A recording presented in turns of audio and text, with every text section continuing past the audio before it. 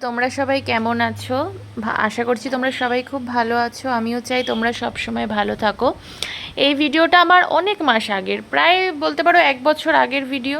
তো এখন যেহেতু আমি একদম রেস্টের মধ্যে আছি, তোমরা তো কম বেশি সবাই জানো আমার পায়ে চোট লেগেছে। তো এখন আমাকে রেস্টের মধ্যেই থাকতে হচ্ছে, কিছু ভালো লাগছে না, ফোন টোনও সেমন আর দেখি না, ঘাঁটি না, ভালো লাগে না। তো মনে হলো যে ভিডিওগুলো একটু পোস্ট করি, কারণ হচ্ছে অনেক মিস করছি মানুষজনকে। তাই আর তোমরা কে কোথা থেকে আমার ভিডিওটা দেখছে অবশ্যই কমেন্টে বলবো। আর এই দেখো, এখানে মা হচ্ছে শাড়িটা পরিয়ে দিয়েছিলো। এই শাড়িটা অ্যাকচুয়ালি আমি পরেছিলাম দুবার, মানে পুজোর সময় আমি পরেছিলাম।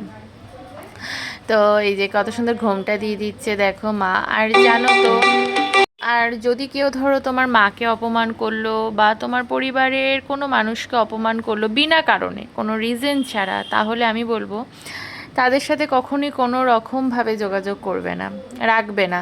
আর এই দেখো ঠাকুমাকে এখানে বলা হচ্ছে, এটা ভিডিওটা আজ থেকে অনেক মাস আগের ভিডিও। তো ঠাকুমাকে বলা হচ্ছে যে ভিডিও করছি, কিন্তু ঠাকুমা ভাবছে যে আমি ছবি তুলছি, তাই ছবি তোলার পোজের মতন করেই দাঁড়িয়ে আছে।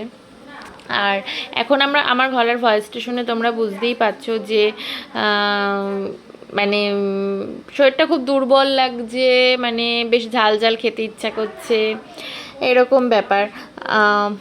কি তোমার হচ্ছে কি এমনি একটু জ্বর জ্বর হয়েছে, মুখটা না পুরো সিদ্ধ হয়ে আছে, মানে কি বলবো। আর যাই হোক, তোমাদের শরীর কেমন আছে বলো তো, যে তোমাদের শরীর কেমন আছে। দেখ এখানে হচ্ছে ঠাকমা তোমার কাঁঠালের আটিগুলো বাজছে, তার মানে বুঝতেই পারছি এখন তো মনে হয় না কাঁঠাল পাওয়া যায়। এটা হচ্ছে আমার আগের বছরের ভিডিও, আবারও বলছি এটা আমার আগের বছরের ভিডিও, তো ফোনেও আছে। তো মনে হলো যে তোমাদের সাথে একটু ছোট্ট করে শেয়ার করে দিই, কারণ তোমরাও দেখো আমার ভিডিও। আর সত্যি কথা বলতে যে আমার ভালো লাগে, আমি নিজের আনন্দটা সবার সাথে শেয়ার করতে পারি, কিন্তু জানো দুঃখটা আমি কারোর সাথে শেয়ার করতে পারি না। তবে হ্যাঁ, আমি অনেক স্বার্থপর মানুষ দেখেছি, ধরো তোমাকে উপকার করছে, কিন্তু সেই রিজনটা আগে তোমরা জানবে যে সে কি তোমাকে বিনা কারণে উপকার করছে নাকি তোমাকে ভালোবেসে উপকার করছে। যেসব মানুষ দেখবে তোমার মানে কোনো কারণ ছাড়া উপকার করে, অ্যাকচুয়ালি তারা তোমাকে প্রকৃত ভালোবাসে। আর যেসব মানুষ কোনো রিজনে উপকার করে তারা কিন্তু তোমাকে ভালোবাসে না, এটা একদমই তোমাকে ভালোবাসে না। ঠিক আছে, এই জিনিসটা দেখবে, মানে এই জিনিসটা তোমরা নিজেরাই ফিল করতে পারবে। একটা টাইম আগে আমি এগুলো বুঝতাম না, তাই অনেক মানুষকে বিশ্বাস করে ফেলেছি, এখন সেটার ফল আমি ভোগ করি। কিন্তু কোথাও একটা গিয়ে ভগবান বাঁচিয়ে দেয়। সব মানুষকে বিশ্বাস করা যায় না, কারণ মানুষ প্রচণ্ড দুমুখো সাপ, মানে কিভাবে যে তোমাকে কোনভাবে যে স্বার্থপরগিরিতা করবে, মানে তুমি বুঝতেও পারবে না। আমি তো সবসময় ভগবানের কাছে একটা প্রার্থনাই করি যে স্বার্থপর আর বেঈমান মানুষদের থেকে আমাকে 100 মাইল দূরে, মানে দূরে রাখো তুমি, আমি আর কিছু চাই না।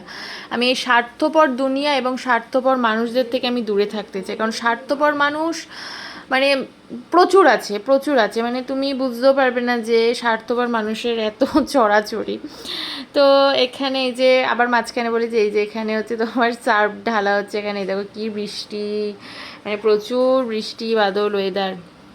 এই বৃষ্টির মধ্যেও তো এটা হচ্ছে তোমাদের আগের বছর আমাদের একটু রং হয়েছিল ঘরবাড়ি, কেন তোমার হচ্ছে আমাদের না দরজাগুলোতে উই পোকা ধরে গেছিলো। তো এবার সে বললো যে রং টং করতে হবে, তো দরজা জানলাগুলো একটু মনে হলো বাবা যে একটু রং টং করবে। আর আমি খুব বিড়াল কুকুর ভালোবাসি, যারা বিড়াল ভালোবাসে না, কুকুর ভালোবাসে না, তাদের সাথে তো মানে কথা বলাই উচিত না। আসলে কি বলতো, আমি তখন জানতাম না যে সে মানুষটা বিড়াল কুকুর ভালোবাসে না, বা অন্যান্য মানুষের কথাও বলছি, তারা অ্যাকচুয়ালি অত ভালো মনের মানুষ হয় না। তারা মানে সবসময় স্বার্থে তোমার সাথে কথা বলবে, আর শুধু বলবে তোমাকে আমি উপকার করব উপকার করবো, কিন্তু করবে না। উপকারের বিনিময়ে তোমার কাছ থেকে একদম পারলে নিংড়ে নিংড়ে জিনিস নেবে, কিন্তু আমি দেখেছি। এবার সেই মানুষ হয়তো ভগবানের দোহাই দিয়ে তোমাকে অনেক রকম অনেক কথা বলবে, কিন্তু ভগবানও সেটা জানে যে কে তোমার সাথে স্বার্থে মিশেছে আর কে তোমার সাথে একদম কুচুটে মন নিয়ে মিশেছে। তো এটা কিন্তু আমি কোনো মেয়েদের কথা বলছি না বা কোনো ছেলের কথা বলছি না, এটা আমার জীবনের সাথে ইনসিডেন্ট হয়েছে তাই আমি শেয়ার করছি। তবে এটা কোনো কিন্তু আমার প্রিয় মানুষ বা আমার ফ্যামিলি রিলেটেড এটা কাউরি কথা না, কারণ আমার ফ্যামিলির মানুষ ভীষণ ভালো, ভীষণ ভালো আমার ফ্যামিলির মানুষ। তাও আমি তো মনে হলো তোমাদের সাথে এরকম ধরনের কথা শেয়ার করি যে সবসময় যেসব মানুষ স্বার্থে মেশে তাদের সাথে একদম মিশবে না, এটুকুই আমি তোমাদের